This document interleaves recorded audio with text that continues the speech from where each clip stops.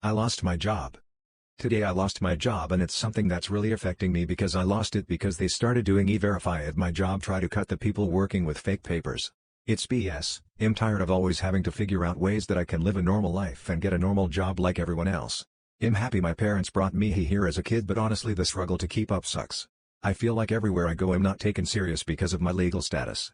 I'm filled with so much emotion about it right now. I wish people were more understanding of how hard it really is to get ahead when everything requires money and SSN.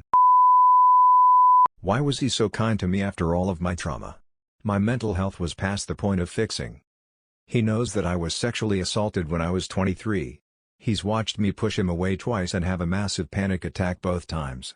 He's watched me struggle with heart issues due to my abuse, and having to take care of my grandma and grandpa. And he's watched me struggle through a toxic job situation.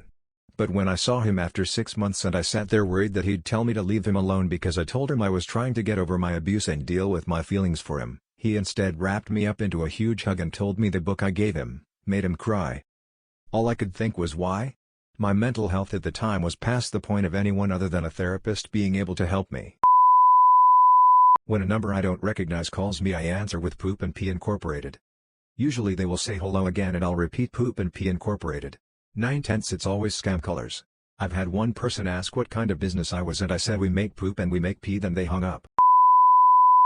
My friend refuses to accept that we've had very different experiences with men as a whole. Spoiler. My 25F friend Amanda, 28F, has been dating her now husband Adam, 28M, since the two of them were 13. I love them both dearly, they're a beautiful couple and they deserve all of the happiness life can give. I haven't had the same luck as them, who hit the jackpot the first time. Quite the opposite, actually. I've got a lot of trauma surrounding men, the things different men have done to me over my lifetime, things Amanda has never experienced because she's always been with the same loving, caring guy.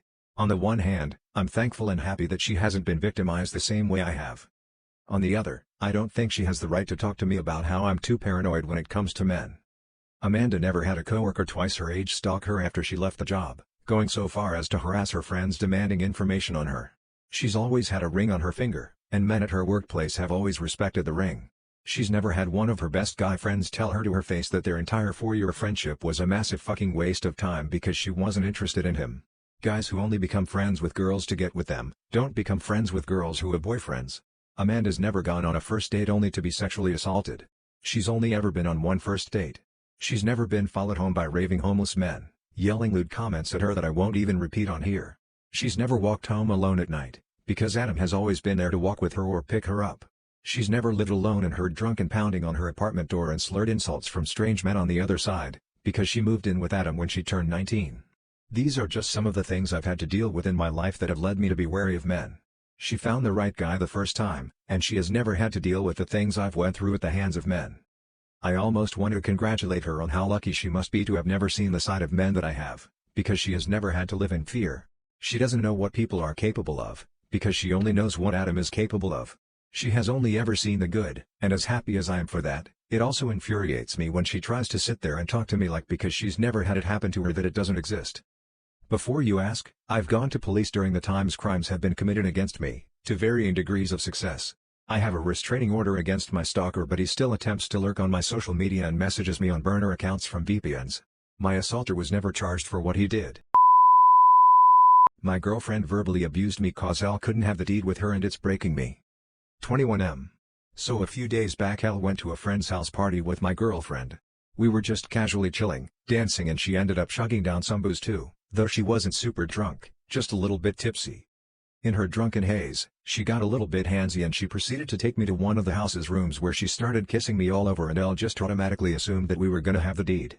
I've never gotten laid before and it would have been my first time, but Elle just don't know what happened to me. I couldn't get it up. Not that Elle wasn't trying, Elle really was. I don't know if it was the nerves or Elle have erectile dysfunction, but either way she was starting to get super pissed. And the face of disappointment she had on only made me even more nervous. So we never ended up doing anything. She tried to leave despite my efforts of trying to convince her to give me more time. I don't know if it was the alcohol talking, but just before she left she really abused me and said plenty of shitty things about me, and she followed it up by saying, "And your friend Roy is definitely way more of a man in bed than you."